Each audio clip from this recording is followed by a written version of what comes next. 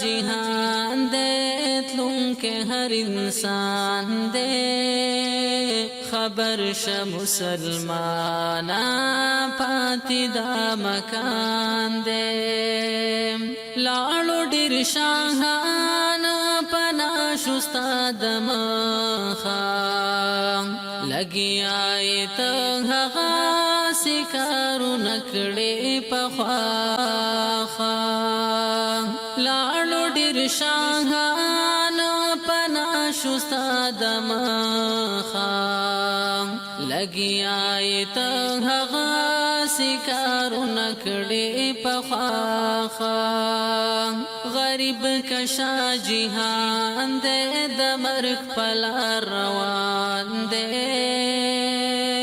غریب کشا جہان دے دمرک پلا روان دے خبر شا مسلمانا پاتی دا مکان دے روان قافلی دی زید مرک پلارا دیکھ نصیحات و عبرت دستا دپارا روان قافلی دی زید مرک پلارا دیکھ نصیحات و عبرت دستا دپارا سپنگیرے دے کزوان دے کافر کا مسلمان دے سپنگیرے دے کزوان دے کافر کا مسلمان دے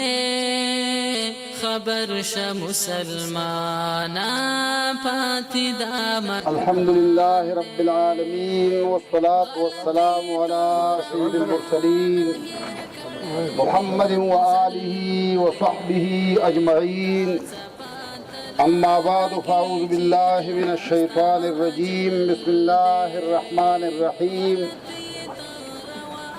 قل ان الموت الذي تفرون منه فإنه ملاقيكم ثم تردون إلى عالم الغيب والشهادة وينبئكم بما كنتم تعملون. أيضا قال تبارك وتعالى كل نفس ذائقة الموت ثم إلينا ترجعون. ډیرو عزتمندو حاضرینو دا مرګ حق دی او په ټول را روان دی او دا طبیعي مرګ دی چې زموږ یو مسلمان ورورو خپل د دې امت او ست عمر د شپېتو او یاو کالو میز کی او د هغې نه زیات پوره کړی و الله پاک خپل ځان ته راوواله مخکې بیماري پرې راغله په دې باندې الله ګناهونه معاف کوي نو که پای اخر مرګ دی د دې وجې نه زمونږ او ستاسو دپاره دا د عبرت یو نښه ده چې یو ورور یو خور او مور زمونږ نه همدغسې روان دي او کله کله خلک دا وایي چې داسې وبا را روانه ده او پلانکی وایرس دی او څه دی هغه عمر ابن عبدالعزیز رحمه الله بارک راځي چې حکیم راغلی و د هغه جایزه یې اخېسته چې دا زهر د ده چا چې زهر ورکړل دي هغه د معدې ته رسېدل دي که نه دي نو هغه حکیم صاحب وویلو چې اندازه دا ده چې دا زهر یې د معدې ته رسېدل دي دا خبره عمر عبدالعزیز واورېده ډېر عظیم نیک انسان و خلیفه پنځم یا شپږم راشد لکه چې امام حسن رضی الله تعالی عنه خلیفه راشد و نو هغه دا خبره واورېده هغه وویل چې ما واورېده خو په ژوند کې مې هېڅ دلچسپي نشته مزید که د غوږ خوا ته مې صحت وي نه لاس نه ورپورته کوم خواسې د چا د معدې ته چې د ازار نه دي رسېدله هغه به هم د دنیا نه ځي كل نفس ذائقة الموت هر نفس سکون کې د مرګ دی قل ان الموت الذي تفرون منه فإنه ملاقيكم پیغمبر ته ورته ووایه چې د کوم مرګ نه تاسې تښتئ او هر څومره تلوسه او یره او د بچاو سامان او چکپ او هڅه کوئ خدای د سملاویدونکې دی غاړه غاړې درتونکې دی د هېڅ خلاصي لار نشته. دا خبره خو بالکل حتی لو هر څوک یې مني. خو ثم تردون الی عالم الغیب والشهاده، بیا به هغه ذات ته ورځي چې هغه تا ته به څه پټي، هغه ته هر څه ښکاره دي، هر څه پوهېدی او تا بیا خبر کي هغه څه باندې چې تا کړل دي. خبره دغه ورتو ده وروسته کل نفس ذائقة الموت، هر نفس څکونکی د مرګ دی، هر ذي روح. ثم الینا ترجعون، خبره ده چې دا ومال راځي تمام ریکارډ ستا د اعمالو د ورځې او د شپې او د ځوانۍ او د مشرۍ او وړوکې او لویې او هر ګناه، هر نیکي، هر څه، هر نیت، هر حرکات او سکنات، هر وړوکې او ذره بر نیکي او بدي دا به ستا مخې له راځي، تا ته به خویه کېږي. نو بیا چې د خدای وفادار بنده دی هغه ته به ډېره محاکم وشي، او چې داسې غدار دی نو هغه د هغه بیا که ډېر داسې څه بعضې خیراتونه یې کړي خو هغه به نه قبلېږي. د دې وجې نه عزتمندو کله چې داسې څوک وفات شي نو انسان کمزوری دی. د پیغمبرانو نه علاوه او د فرشتو نه علاوه څوک معصوم نه دي، او پیغمبرانو نه عصمت الله پاک ورکړی. عام خو مونږ کمزور یو، خو چې څوک وفات شي نو ته به د هغه د کمزورو په ځای د هغه نیکۍ یادې. اذکروا محاسن موتاکم، هغه نیکۍ د خپلو مړو او د مرحومینو به را یادوئ. نو زمونږ واسطه د ده سره او ستاسو ټولو راغل وه. نو هسې د صوم و صلات پابندي خو دا د مسلمان شان دی او هغه مونږ ګواهي کوو چې هغه یې کړله.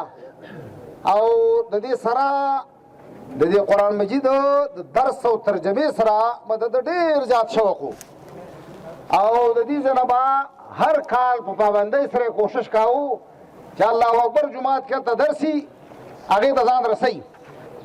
نو زما امید دا دی چې د قرآن سره او د قرآن د ترجمې او تفسیر سره چې دا کومه مینه وه او کوشش به یې کوو، کمزوری وو کله بیمار به مو او یوازې به تکله به داسې څوک بوتله. امید دا دی چې دا به د هغه په هغه نیکو اعمالو کې په داسې انداز درج شي چې خدای به یې د مغفرت ذریعه وګرځوي، الله دې وبخي. او بل دا چې کله مسلمان ته په داسې وخت کې بیماري راشي نو دا بیماري چې را نشي نو هغه دې ویریږي. او ځکه چې حدیث کې راځي چې د مؤمن مثال د نرم فصل په شان دی، او دا فصل کله یو طرف ته اوړي کله بل طرف ته اوړي. او د منافق مثال د نختر د ونې په شان دی چې هغه له څه بیماري نه راځي او آخر کې یو دم الله راوارته او په ځای باندې استعمال شي. نو چې بیماري د باندې را نه لنو ته ویریږه، او چې بیماري د باندې راله نو دا بلکې د سر در بعضې بیمارۍ داسې دي چې دا د ایمان علامه ده. نو زموږ امید دام دی چې په هغه باندې په دې اخر کې ډېر تکلیف پرې راغلی و، بیماري پرې راغلی وه کافي موده مخکې. بیا امید دی چې دا به الله د مغفرت ذریعه وګرځوي، او زموږ او ستاسو دعا به هم دا وي، امید هم دا دی چې الله دې مغفرت نصیب کړي، خدای دې وبخي. او خامخا لوی غم دی، خو په دې غم کې داسې جړه چې پاکې اواز او چغې چغارې دا به نه کوئ. دا کور وینا وکړئ ټول غوره دا اورئ چې لیس منا من ضرب الخدود وشق الجیوب ودعا بدعوى الجاهلیه، ګریوانونه شلول، یختۍ ایستل، د جاهلیت په شان بې خدای خبرې کول، د دغې جړه اجازت نشته. کومه جړه چې فطري جړه ده هغه د سترګو نه وخه او د زړه غم او درد دا پیغمبر علیه السلام په خپله کړی دی او په صحیح نیت کې دې وکړ نو الله به په دې ثواب درکوي. داسې هم نه ده چې خلک وایي یاره مولیان جو دغه دا سره سمني نه او دغه دا جړه نه برداشت کوي. نو تا دپاره خو د جړه د زړه جړه شته او پیغمبر جړل دي، خو دغه دا اوښو جړه شته پیغمبر جړل دي. خو دا کومه چغې چې ته وباسي او دا کوکي او دا نوحه او دا ویره نو دې باندې کنټرول کولی شي. نو کوشش دا کوه چې دا ونه شي. هر څه چې کېږي نو الله مقرر کړي، دا خو اجل دی. دا وبایي امراض هم چې راغلي دي نو کله چې په چین باندې راغی نو وارو پارتې خطا و.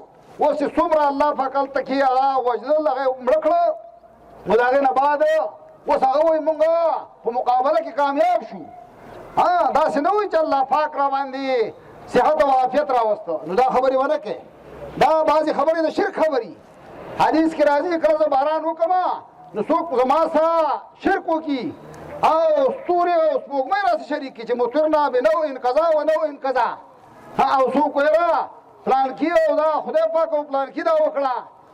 نو پیغمبر چې کله دا خبره کړله چې څه چې خدای وغواړي او پیغمبر یې غواړي به کېږي، نو پیغمبر اسلام داسې الفاظ به هم نه وی. د دې نه هم د شرک بوی راخېږي. نو بل لا څوک دی چې ته به د خدای سره شریک یې، همونږ دا وایو که نه په تا به شي په خدای به شي، داسې الفاظ به نه وی. د دې وجې نه عزتمندو هر څه د الله په قبضه قدرت کې دي. خپل یقین او اعتماد به صحیح ساتئ. خلک دا وایي چې دا مرضونو څه حیثیت دی. زه کله کله خبره ورسه کوم عزتمندو، زه دا ذکر کوم د مثال دپاره چېرې دا مرض د بل ته لګېدو باره کې څنګه خبره ده. نو په حدیث کې د بعضې امراضو باره کې د لګېدو خبره هم راغله ده او د بعضې بعد او عامه دا خبره هم راغله چې نه لګي. خو زه وایم چې دا یره ښه ده. عزتمندو دا یره خو ډېر ښه شی دی چې په سړي کې او همدقه جو د ایمان علامه ده او په دې باندې به مونږ خدای بچ کوي. لیکن داسې یره چې هغه د حد نه وړاندې شي، هغه احتیاط چې د حد نه وړاندې شي، نو هغه بلکل اوس زه یو ځای له ورغلم، نو هغه ځای کې داسې کسانو سره د لاس ورکولو کې داسې دغه کاوه. ما له داسې ډېر د احتیاط نه به داسې حدودو نه به خوا نه تېروځئ چې دغه دا بلکل هر څه من. مېږه ټلیفون د دغه سرکاري دغه راغی سپېشل برانچ والا ډېر درد راغله، مدرسې ته هم راغلي وو. نو راته ویل چېرې داسې مانځه کې دا خلک زر لېږئ او داسې دغه دا سنت او کور او دغه دي کوي. نو ما ورته ویل پیغمبر اسلام ویلي سنت کور کوئ، اگر چې د خلکو د خدای خبر چا دا خبره کړي. او زه هغه ملا سې کوم چې دا کوم یو ملا دی چې دا سنت مه کوئ. دا خو د فرض شپول دی، دا خو دا سنت چې لاړه خو یو فرض هم لاړه، لیکن خلکو دغسې پرېښي دي. نو ما ورته وویل چې د سنتو باره کې پیغمبر اسلام ویل چې دا به کور کوئ. خو که د فرضو باره کې د خبره وکړه چې ګوره فرض دغه دا نه راځئ جومات ته، نو بیا پسې موږ راوځو، بیا د چا پروا نه ساتو. بیا فوجي او غیر فوجي او حکمران او غیر حکمران بیا نه ګورو مونږ. جیل څه ته وایي او مرګ څه ته وایي او څه شي ته وایي. خو په دې ځان پوهه کوي چې دا مرګ او ژوند الله په لاس کې دی، چې خدای پاک څوک مقرر کړی چې دا به ځي. نو که تمام دنیا دا قلاګانې ترې رابند کړي، ولو کنتم فی بروج مشیده، په مضبوطه قلا کې دننه ورته دغه درنه نوځي مرګ. منافقینو به دا ویل چې که جهاد ته نه وی تللی نو شهید شوی به. نو خدای پاک وایي چې ځای به دې کورونو کې ځان بچ کوي. نو دا یقین به ساتي، اعتماد به ستایي. او د یقین هم حدود دي. زموږ او ستاسو هغه یقین او اعتماد او ایمان داسې مقام ته ډېر نشي رسېدی.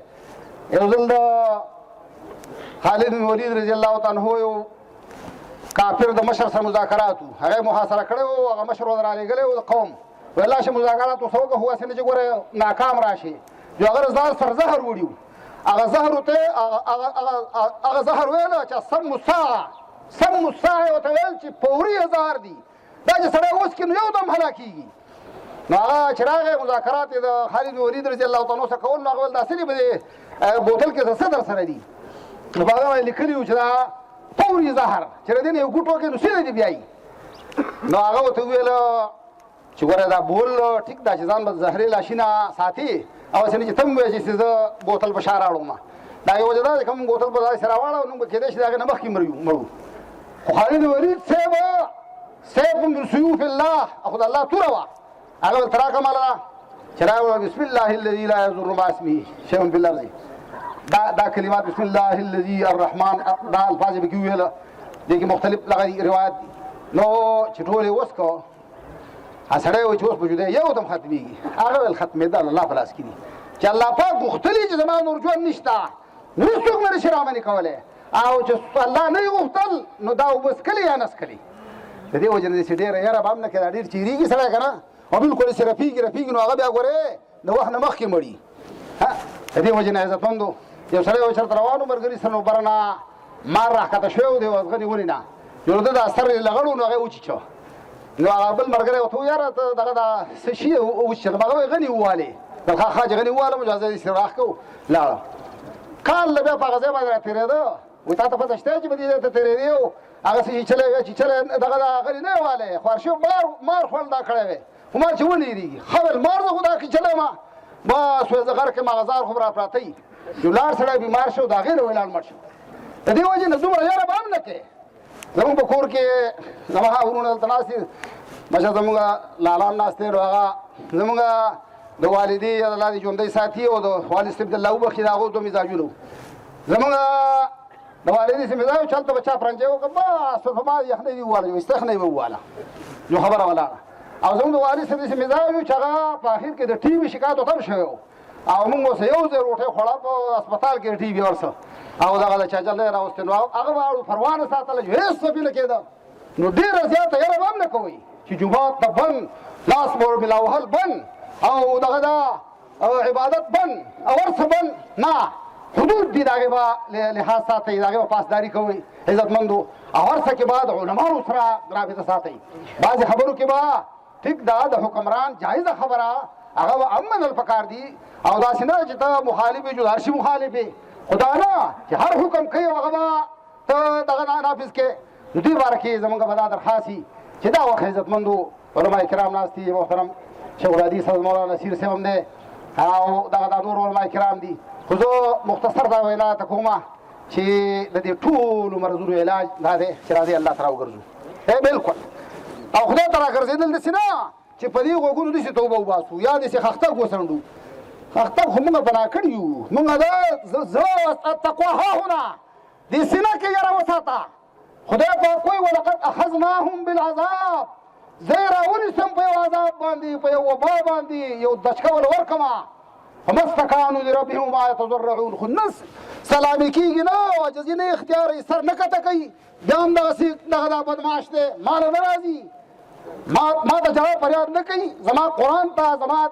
جومات ته زما دین ته توجه نه کوي نو راګرځو به ولنذیقنهم من العذاب الادنی دون العذاب الاکبر دی پاکوي د غټ عذاب نه چې دا وړوکی عذاب وله مخکې زه ورکومه نو دا د تنګولو دپاره نه لعلهم یرجعون چې دا راواپس شي ما ته راوګرځي توبه وباسي بلکې قرآن مجید خو داسې دی که نه چې بیخي ته به آیات اوس نازل شه ولقد خدای پاک ولا يرون انهم يفتنون في كل عام مره او مرتين ثم لا يتوبون ولا هم يذكرون دې ته نه ګوري چې په یو کال کې د باندې څو کرته ازمایش راولمه نو بیا هم توبه نه وباسي بیا هم نصیحت نه قبلې نو دې تمامو مسایلو علاج دا دی چې مولا ګناهګار خطاکار عاصي باغي تواغي ما خو ما معاف کا الله دې وبایي مرض نه من خلاص کا الله دې موږ تاسو ټول خلاص کړي انشاءالله سوال نه پیدا کېږي خو ډېرې سیرې دې که نه چې بس هایده راغی پلان او دې بالکل او جومات دې پرېښودو خدای ته یې سجده پرېښوده د مسلمان سره د ملاقات هم پرېښوده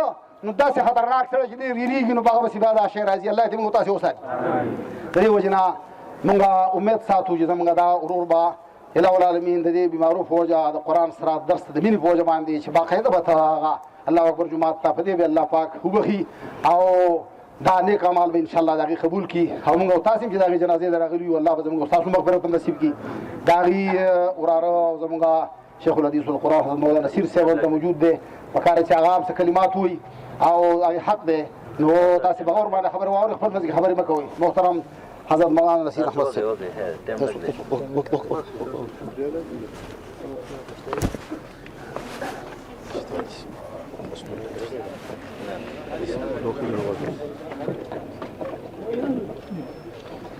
نحمده ونستعينه ونعوذ بالله من شرور انفسنا ومن سيئات اعمالنا اما بعد فاعوذ بالله من الشيطان الرجيم بسم الله الرحمن الرحيم كل نفس ذائقة الموت وانما توفون اجوركم يوم القيامة فمن زحزح عن النار وادخل الجنة فقد فاز وما الحياة الدنيا الا متاع الغرور هر یو نفس سکون کې د مرګ دی او هر یو نفس ته د هغه بدل ملاویږي پوره به ملاویږي کامیاب انسان هغه دی چې هغه د جهنم د اور نه په طرف کړی شو او جنت ته داخل کړی شو عزتمندو د جمعې ورځ ده او د جمعې په ورځ باندې تاسو ډېر بیانات واورېدله بار بار بیانات کوو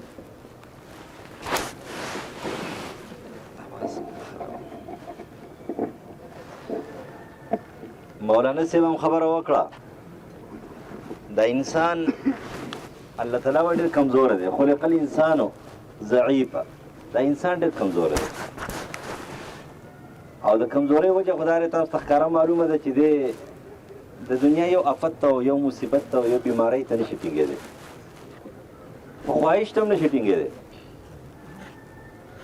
معمولي غوندې چېرته خواهش راشي هغې ته هم نشي ټینګېدی، او که چېرته داسې یو هوا یو هوا یو فتنه د یهود یو اواز راشي که نه هغې ته هم نشي ټینګېدی. نو په دې باندې به پوه شو چې موږ کمزور یو.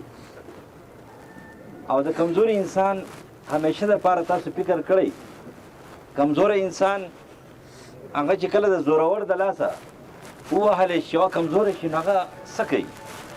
فریاد کوي، الله ته فریاد کوي چې څوک یې ووهي که نه ګزار پې وکړي، نو هغه د کمزورۍ اظهار په دې کوي چې الله مې شته، ته به زما څه وکړې، زما الله شته. او یا هغه د درد سره آواز وکړي یا الله. اصل کې خبره داره درد سره آواز کول پکار دي چې یا الله. مونږ یا الله پرېښی دی، د درد آواز هم پرېښی دی. کله چې د درد آواز پاتې شي د یا الله آواز پاتې شي او د الله په دې مخلوق ته سړی متوجه شي، انسان بزدل شي، انسان کمزوری شي، د واهماتو سره مخامخ شي، هر وهم چې کومه دی په هغه باندې حمله کوي. نو عزتمند اوله خبره هم دا رهي دا کومه زمانه د فتنې زمانه ده، د چاپېره د یهودو فتنې دي. ان اليهود قوم بهتون، یهود چې کومه دی نو دا یو بهتاني الزام پروپیګنډه کوونکي الزام تراشي قوم دی. د هغوی کار دا دی چې انسان خفه کول، الله خفه کول. د مسلمان کار دا دی چې دی به الله خوشحاله کوي، انسان به خوشحاله کوي. نن مونږ ګورو چېرې مو خلک خفه کوو او که نه الله خفه کوو، خلک هم خفه کوو الله هم خفه کوو، که نه خلک خوشحاله کوو الله خوشحاله کوو. دا پروپیګنډې چې په دې میډیا باندې دا کوم روانې دي په دې کې لږ احتیاط وکړئ، لږه توجه وکړئ. الله ولې خفه کوئ؟ انسانان ولې خفه کوئ؟ خپل ځان ولې بربادوئ؟ د ځان د بربادۍ دپاره د هغې نه د بچاو سوچ پکار دی. د ټولو نه اهمه خبره داره چې موږ الله ته متوجه شو. ما نن تقریر کې وویله هیڅ یو شی، هیڅ یو طاقت که دا انسان جوړ کړی دی او که دا دغه شانتې الله تعالی پیدا کړی دی د دې انسان دپاره یا د پیدې یا د ضرر، خو ختمونکی هم یو ذات دی الله. د الله نه اوچت ذات بل نشته دی، نه څوک داسې قوت شته دی چې الله باندې زوروري. اوس دغه ټول شیزونه صرف الله ختمولی شي. الله ته توجه وکړئ او د الله توجه داره چې تورې تیارې به مخکې ختمې توبه به وباسي. تر څو پورې توبه نه ایستلی شوي نو تر هغې وخته پورې الله تعالی راضي کېږي نه. چې الله راضي شو هر څه به سوي دا برابري، او چې الله ناراضی هر څه به خرابي. دویم نمبر خبره داره چې هر انسان د دنیا نه تلونکی دی. نن که زمونږ دا مشر زمونږ دا تره وفات دی، سبا له به زما نمبري، بیا به د بل نمبري، بیا به د بل نمبري. هر انسان چې دنیا نه ځي هر ځان سره خپل اعمال وړي، لیکن وروسته هم څه پرېږدي. وروسته ښه کارونه پرېښي او بد کارونه پرېښي. داسې نشته دی. د انسان د زبان نه خو څو خلاصېږي نه، خو په حقیقي نظر باندې چې پیغمبران پاک کړي. نور په انساني نظر باندې خو پیغمبران هم چې دی نو یهودو پاک کړي نه دي، په هغو پسې لیکل کړي دي، کتابونه یې پسې لیکلي دي. خو لیکن حقیقي نظر دا دی چې پیغمبران د دنیا نه پاک تللي دي. په هغې باندې څه الزام نشته دی، په هغې څه حق نه وي، په هغې باندې د چا څه پور نه وي. لیکن باقي انسانات کمزوري دي. او کمزوري دو قسمه ده. یو کمزوري هغه ده چې هغه د زبان کمزوري ده. د انسان د زبان په باره کې څه شوي، چا پسې غیبت کړی، چغلي کړي، نور څه کړي، د چا زړی خفه کړی، نو د هغې خو څه قیمت نه ادا کېږي او نه چې دی نو څوک د هغې قیمت حاصلولی شي. نو د هغې دپاره عام طور باندې د هر مسلمان کاردار چې دی مسلمان ته معافي کوي. او که مسلمان ته معافي نه کوي چې په جنازې کې ولاړ دي دا بیا په دروغ ولاړ دي. ځکه چې دی په جنازه کې وایي چې الله دا بنده دا وبخې، نو چې اوس ته په جنازه کې ولاړ یې ورته وایي چې الله دا بنده وبخې، او ستا زړه په خپله باندې ډک پک دی، نو ته څه شي له جنازې له بیا راغلی؟ بیا خو ته جنازې له نه راغلی، ولې راتلې؟ خو چې ته جنازې له راغلی نو معلومه دا شوه چې ته وایي چې الله دا بنده وبخې، نو ما ورته اول خپل حق بخلی دی. نو کومه حقوق چې هغه د زبان سره دي، د غیبت سره دي، چغلۍ سره دي، چې هغه نه ادا کېږي عام طور باندې، نو د هغې سره هغې معافي پکار ده. هم دته معافي پکار ده، هم هر مسلمان ته معافي پکار ده چې هر مسلمان سړی څه کړي دا معاف کړي. یو هغه حقوق دي چې هغه ادا کېږي، د هغې مطالبه کېږي، هغه په مالیاتو کې وي او که په نور څه کې وي، د هغې حقوقو مطالبه به کوي. زامن یې شته دی، هغوی دا ویلي دي چې د هغې څه حق وي په حقوق العباد کې نه، چې کومه د ادا کول حقوق دي موږ هغې ته تیار یو. نو که د چا څه حق وي نو لهذا هغې ته هغوی تیار دي، هغې مطالبه دې وکړي. او که داسې د زبان وغیره حق انسان دی، ډېر وخت یې تېر کړی، 75-76 سال عمر کې چې سړی بالغ شي، د 15-16 سال نه بعد ډېره غټه زندګي ده دا تېره شوې ده. نو د دې ډېرې خبرې په منځ کې راغلي. نو لله فی الله چې کوم دی دغه حقوقو ته معاف کړئ او ډېره شکریه. الله هم خوشحاله کړه، جنازې دپاره سکونه برابروي.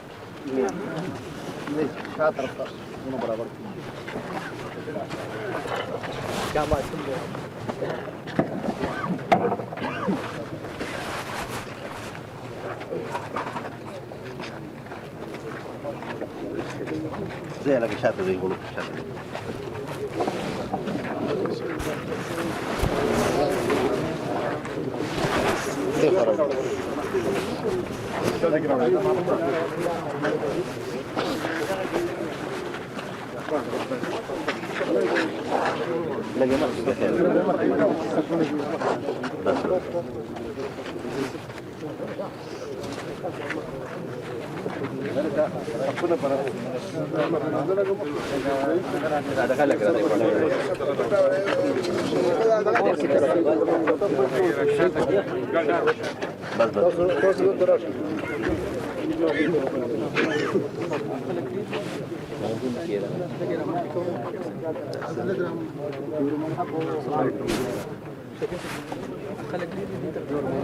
नहीं बता रहे हैं जैसे आवाज बंद कर दीजिए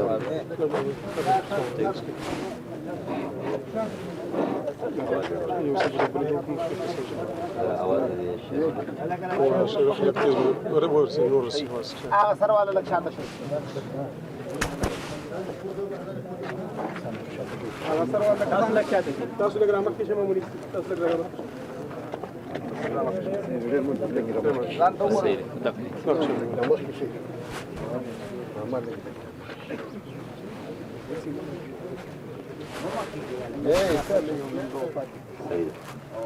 لکه منټونه پاتې یو منټ دا سب دغه ځای کې نام ګورې دا سکونه برابر کوي د خپو ته وګورې خپو ته بس دا به سره پی او کې برابر کوي هغه سرواله مقصد لا تشاطه هغه اخري هغه دا مقصد او شاته کا شاته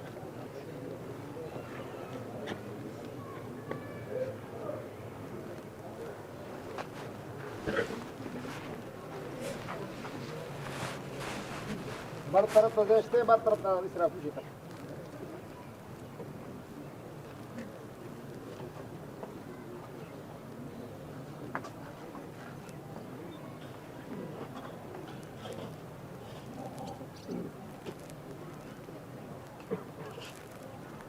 زه وبخا دا کوم چې ګڼ روان دي دې تر تراشي دا ځای خالي کو خالي دې پر خالي دی او څنګه څنګه دګړي او تاسو دا خبر واورېده مولانا صاحب دا خبره وکړه او چټه ماغه مشوره لګلې چې د چا څه مالي حق په دې عبدالحمید صاحب باندې نو هغه وینا وکړي او چې هغه تادا شي او د هغې نه علاوه چې کوم ادا کېږي نه نو هغه چې خدای پاک ته وایو چې موږ وبخه ته وبخه نو موږ بخلی دی خدای لپاره به معاف کوو الله دې وبخي او موږ بخلی دی دې خوا راشي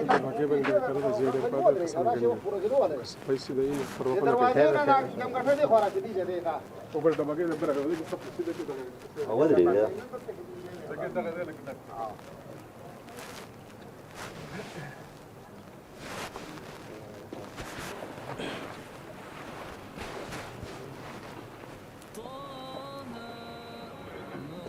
الله أكبر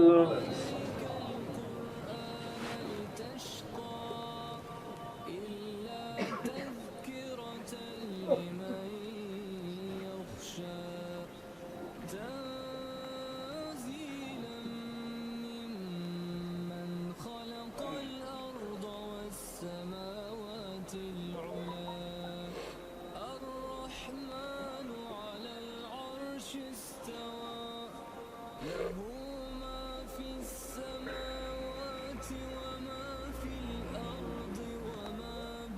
الله أكبر